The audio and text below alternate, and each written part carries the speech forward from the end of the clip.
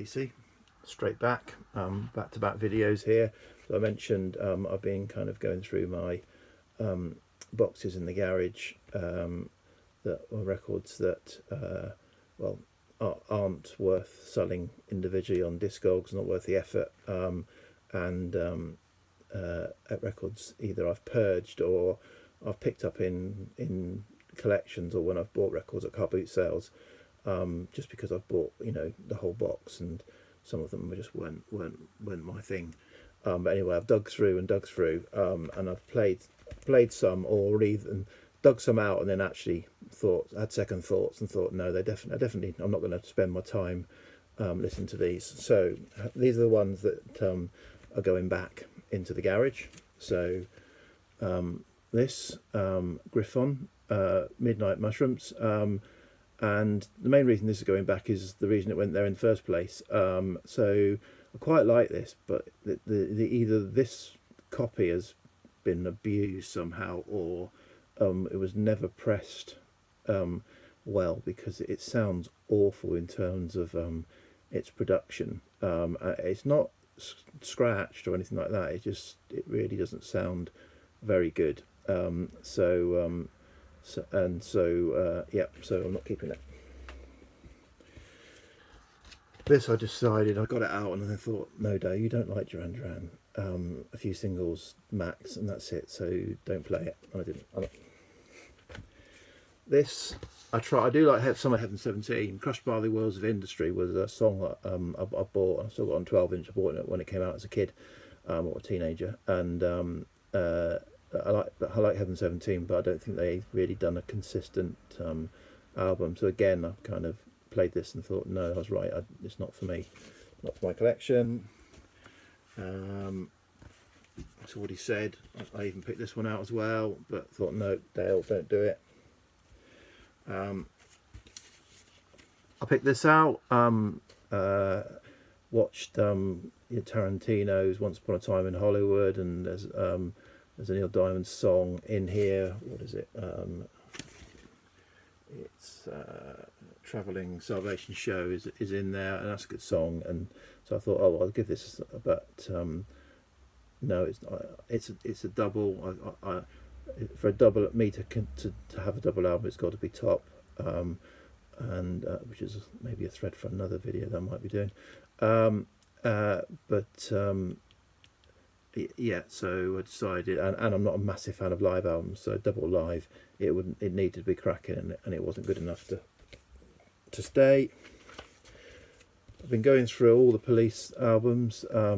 This one unfortunately skipped to death on the first track, so it didn't get past that. So I'll maybe, when the car boot sales reopen, if they ever do, pick up another copy of this and give it a try. But for now, this didn't make the cut because the record's is damaged. This one was yeah, I like their stuff. I've got their hits albums on CD. I don't need a studio album. It didn't have enough within the kind of non-hits to draw me in.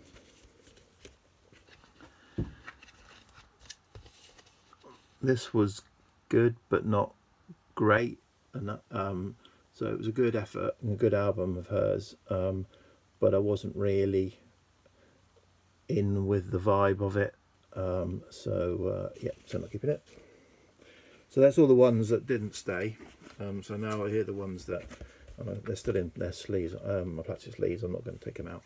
So I showed last time in the flick through, I showed that I kept Sunburst finished Bebop Deluxe. This is the follow up.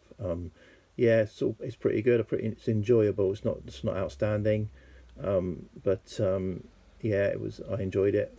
So I thought I'll give it another try. This was a surprise, and this was inspired by, I think, Richard McCook and James Griffiths.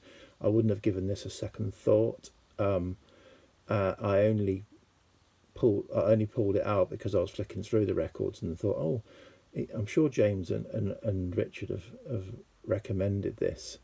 I'll give it a go. And it's, yeah, so could you think of a NAF version of if you like new wave. But actually, it's pretty good. It's a good listen. So yeah, never would have thought I would ever have had this. This is Jim Capaldi from Traffic. The album's got a lot of members of Traffic kind of on different tracks, and his voice is not brilliant. It's not Steve Winwood, but it's passable, and with the kind of some of the artists playing on the album makes it worth keeping. So that's, yeah, I thought of it more as a kind of a Traffic related album. I love Traffic, so enjoyed it more if you kind of have that mindset. Another surprise, this was just a good listen throughout of kind of late 80s indie. So this is Deacon Blue, Raintown. Yeah, really enjoyed the male vocals with the female interspersed. I've seen these live, one of these festival things, so they only had a 40-minute set or whatever, but and they did some of their later more kind of much more kind of adventurous stuff, but but this obviously with the hits. Yeah, enjoyed this. I was surprised.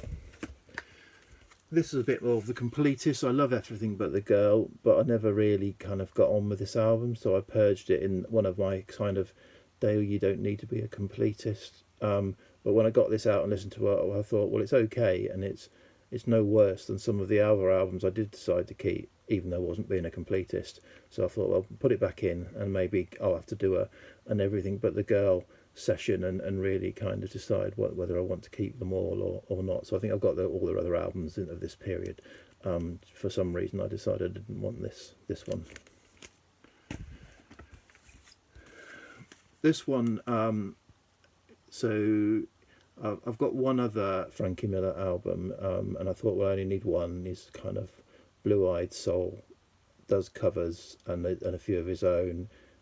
Much of a muchness, and I like the other one. I think I got his debut album, but this is really good. It's a really good listen. It's nothing outstanding. Again, it's not like earth shattering. You're not going to say, oh, this is the best blue-eyed soul record ever, but he's got a good voice, and it's got some good good playing on it. So I thought, okay, I'll keep it.